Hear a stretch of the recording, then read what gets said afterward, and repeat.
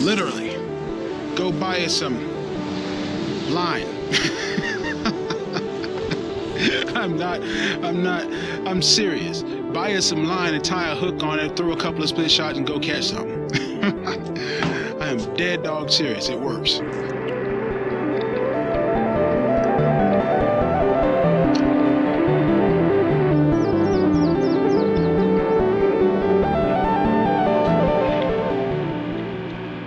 Caught one brim, one bluegill that is. The bluegill hadn't moved up yet.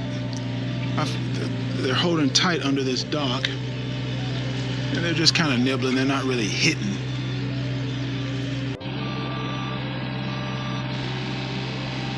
Oh wow! Well, they're starting to kind of feed.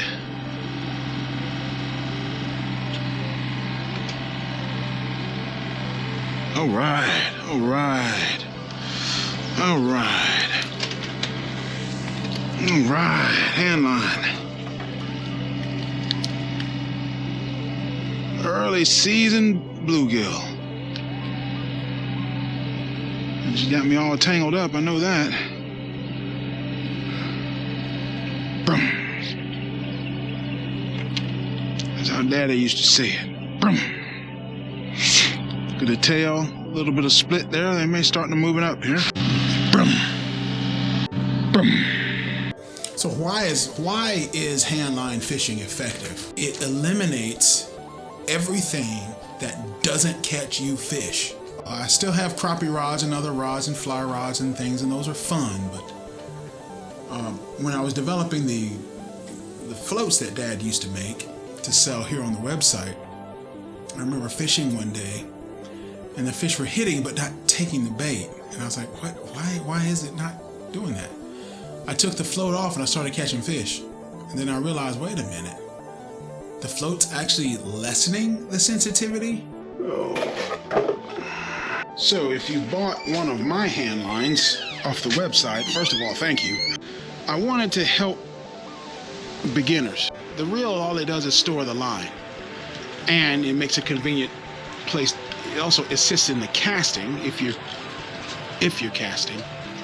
Nothing's more sensitive than this, unless you have nerve damage. So the more stuff you put between this and the fish down there in the water, the less sensitive it's going to be. The number one thing to consider is your line. What line should you use? Depends on what fish you want to catch. I always going to go up a couple of sizes compared to rod and reel fishing, because you don't have the absorption of the rod and reel to absorb the impact of the line or the fish on the line. So, quick point, never use braid with hand lines. It will cut through your fingers like a butter knife through bologna. It's also cost effective. It's one of those buzzwords. I don't know, there's got to be a better word, right? Cost effective. What the heck does that mean, right? Well, I only fish with 2 hand lines, right? There's been a trend in a lot of fishing methods. Let's say crappie fishermen. You'll see crappie fish, they'll have 12 rods spread all around the boat. The spider rig guys, they have like 8 rods facing off the front of the boat with 8 rods, you know. Well, that's 8 rods, 8 reels, 8 sets of lines, 8 sets of baits, right? 8 jigs, 8 lures, 8 worms, 8 minnows.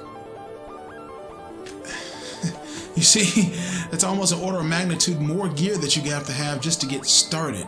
Best type of boat for handline fishing? A canoe or a kayak?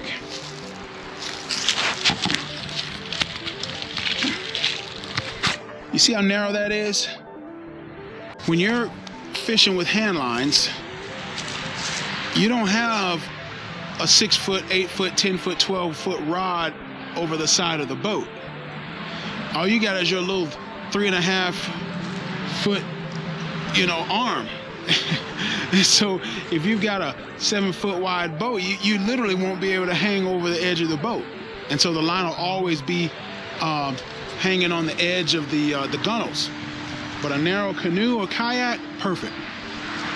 perfect. There's also a historical significance and cultural significance. In some cultures, that's all you, especially if you come from a Latino or a Latin American culture, hand lines is probably how you fished your whole life. Maybe some of you have come to America and realize they don't even use this, and you probably have found the algorithm has probably found you to watch this video and others that I've had. You say, oh, here's a guy who makes these, right?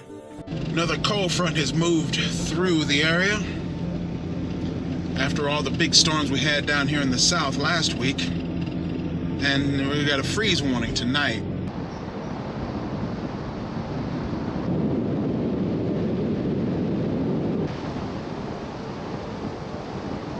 I guess they're doing some work on the dam with that boat. That's what that looks like.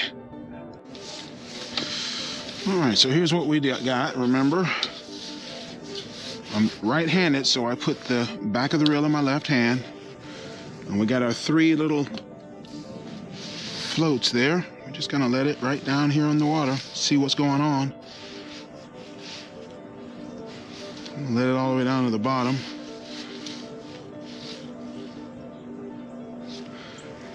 I'm afraid there just may not be much happening here because of the cold front. Nothing. Oh, yeah, there was something there.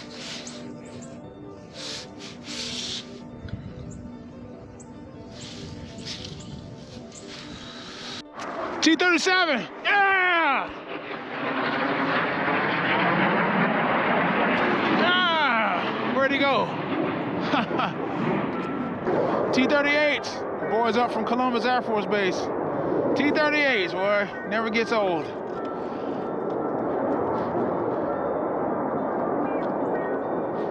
Couple of bites, but no takes. We're just not gonna catch anything. Between moons, massive cold front. Fish are out deeper. Just winter is just keeps wanting to keep its clamp down on spring from truly arriving. You keep getting these big cold fronts coming through. Skin. Stable weather. That's what you need. Stable weather.